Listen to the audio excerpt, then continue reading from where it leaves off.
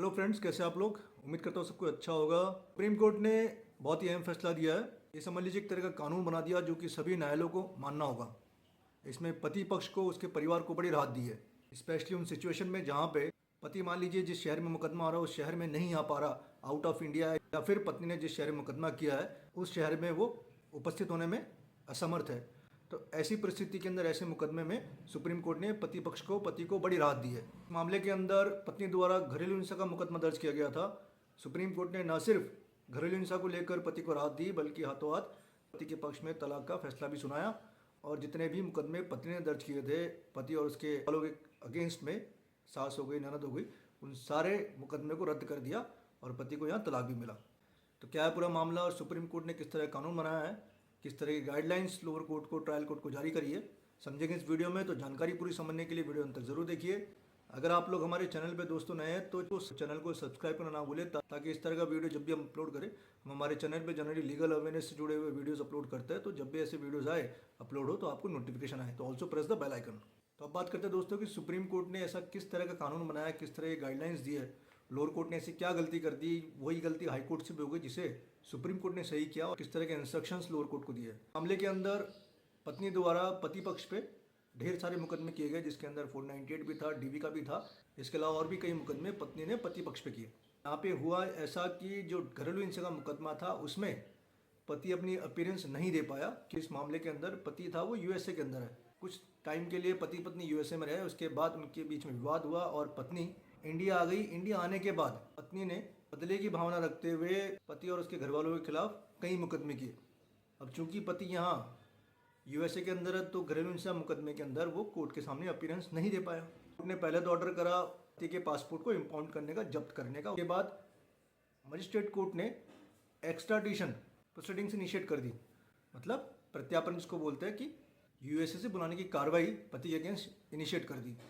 तो इस कार्रवाई के विरुद्ध पति अपने वकील के जरिए हाईकोर्ट अप्रोच किया। हाईकोर्ट के अंदर भी जो मजिस्ट्रेट कोर्ट का ऑर्डर था उसको अपील रखा, उसे बरकरार रखा। फाइनली हाईकोर्ट से भी राहत नहीं मिली तो पति पहुंचा सुप्रीम कोर्ट के पास। लेकिन सुप्रीम कोर्ट ने यहाँ पे साफ साफ किया कि जो घरेलू हिंसा का मुकदमा है वो क्वासी क्रिमिनल है, मतलब इसमें कोई पैनल का प्रावधान नहीं है। जैसे 498 मुकदमा है जो कि नॉन अवेलेबल ऑफेंस है। जब भी 498 में मुकदमा होता है तो जो भी ट्रायल चलता है उससे पहले उसे जमानत लेनी होती है और रेगुलरली हर डेट पे उसे जाना होता है। फिर अपने एग्जेप्शन को लेकर, मतलब वो उस केस में उपस्थित नहीं हो सकता उस डेट को, इसको लेकर कोर्ट से अनुमति ली जाती है। ऐसा नहीं हो पाता तो उसकी जो बेल है वो जंप हो जाती है। ऐसी स्थिति के अंदर कोर्ट उसे अरेस्ट कर सकती है या फिर उसे वापस कोर्ट में आके बेल लेनी होगी। परंतु जो घरेलू हिंसा का मुकदमा है यहाँ पे प्रोसीडिंग इस तरह की नहीं होती है, क्रिमिनल नेचर की प्रोसीडिंग नहीं होती है। ऐसा नहीं है कि यहाँ पे बेल लेनी पड़ती है, जमानत लेनी पड़ती है, ऐसा कुछ नहीं है। ये क्वासी क्रिमिनल प्रोसीडिंग है।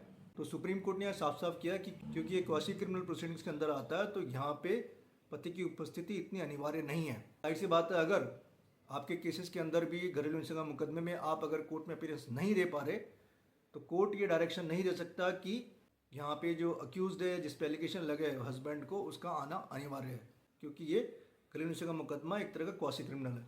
तो यहाँ पे सुप्रीम कोर्ट ने जो भी ऑर्डर मजिस्ट्रेट कोर्ट द्वारा पारित किए गए थे पासपोर्ट इंपाउंड करने का, प्लस जो एक्स्ट्राडिशन प्रोसीडिंग्स को इनिशिएट किया था, उस सारी कार्रवाई को सुप्रीम कोर्ट द्वारा रद्द कर दी गई।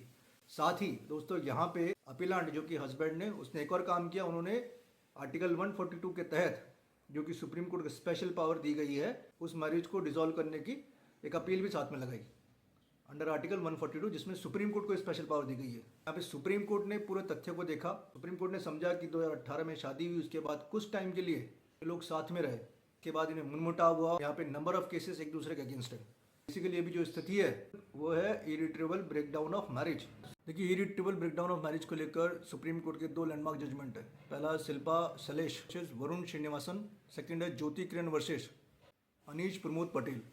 इसमें सुप्रीम कोर्ट द्वारा गाइडलाइन जारी की गई थी, कुछ कंडीशंस बताई गई है, जिसमें तय किया गया है कि अगर ऐसी परिस्थितियाँ होती है तो ऐसी परिस्थिति में अब जो ये शादी है ये एग्जिस्ट नहीं कर पाएगी, आगे चल नहीं पाएगी। That is called irretrievable breakdown of marriage.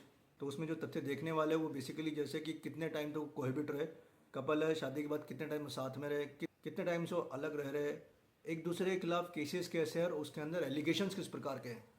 तो इन तथ्यों को एनालिसिस करने के बाद ही सुप्रीम कोर्ट इस नतीजे पर पहुंचता है कि अब ये शादी पॉसिबल नहीं है, ये एग्जिस्ट नहीं कर सकती। तो दोस्तों यहाँ बात क्लियर हुई कि घरेलू हिंसा के मुकदमे के अंदर पति की उपस्थिति अनिवार्य नहीं है। इस तरह के मुद्दों पे जानकारी के लिए आप हमें डायरेक्टली संपर्क कर सकते हैं। मेरे व्हाट्सअप नंबर यूट्यूब डिस्क्रिप्शन पे दिए गए हैं, या आप हमें मेल भी कर सकते हैं। दोस्तों, उम्मीद करता हूँ जानकारी पसंद आई होगी। वीडियो को लाइक शेयर करना ना भूले, जितना हो सके शेयर कीजिए। चैनल को सब्सक्राइब करना ना भूले, ताकि आपको इस तरह की जानकारी रेगुलर मिलती रहे। तो फिर मिलेंगे नए वीडियो में टॉपिक के साथ। तब तक के लिए नमस्कार।